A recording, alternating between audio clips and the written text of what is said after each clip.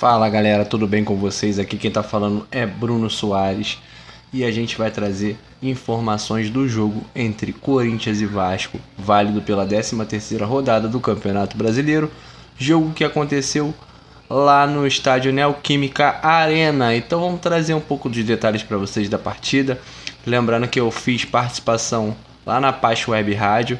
Eu fiz a parte de comentários, então eu comentei durante o jogo, assisti o jogo todo e comentei lá na transmissão. Partida muito boa do Corinthians em relação à parte tática, né? Falando assim um pouco sobre o que foi a partida, mas não teve nada de brilhante de ambas as partes, mas a parte tática do Corinthians chamou muito a atenção pela forma como a equipe reagiu ao jogo, tá bom?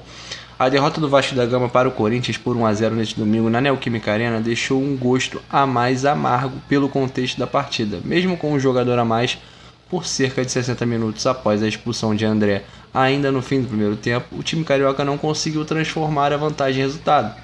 Na coletiva, o técnico Renato Gaúcho foi direto ao analisar o desempenho e também respondeu a críticas sobre as suas escolhas, especialmente a ausência de Spinelli entre os titulares.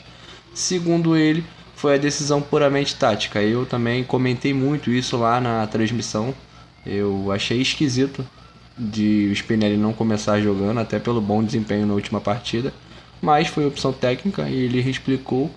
E ele explicou que buscava uma equipe com mais velocidade para explorar os espaços deixados pelo adversário. Apesar do bom momento de Spinelli, que havia marcado 2 gols contra o Paysandu, o treinador afirmou que o atacante não se encaixava no plano de jogo para essa parte tática específica. O comandante também destacou que tentou de tudo ao longo do jogo, enchendo o time de atacantes e apostando em jogadas pelas pontas. Assim como a equipe pecou na finalização, para Renato faltou calma e melhor tomada de decisão nos momentos decisivos, o que acabou sendo determinante para o resultado negativo. Sobre essa fala do Renato, eu bati na mesma tecla. O Vasco só atacava pelo lado esquerdo o tempo todo.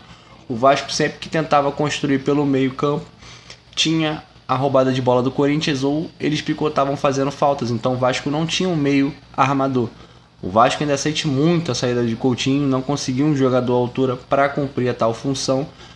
E ora joga com os volantes, ora joga pelas pontas, mas não consegue ser tão efetivo jogando pelo meio. Com o revés, o Vasco permanece com 16 pontos e ocupa a 10ª colocação, podendo perder posições ao fim da rodada. Agora, o foco muda para a Copa Sul-Americana. O time enfrenta o Olímpia em São Januário, confronto duríssimo e importante pela fase de grupos.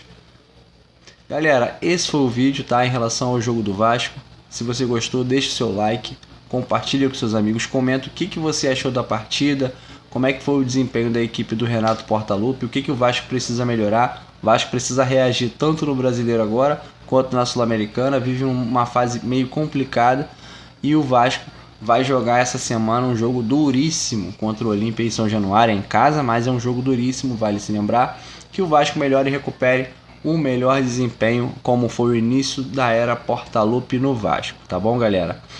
Vou soltar esse vídeo daqui a pouco, tá? E amanhã tem a análise do jogo entre Atlético Mineiro e Flamengo e Fluminense e Chapecoense. E não vamos esquecer, hein, galera, amanhã tem live inaugural no nosso canal, tá bom? Canal Serpa News e Fernanda Tricolor estarão comigo amanhã na transmissão da live que vai acontecer às 21h15, tá bom? Conto com a audiência de vocês, um forte abraço e fui!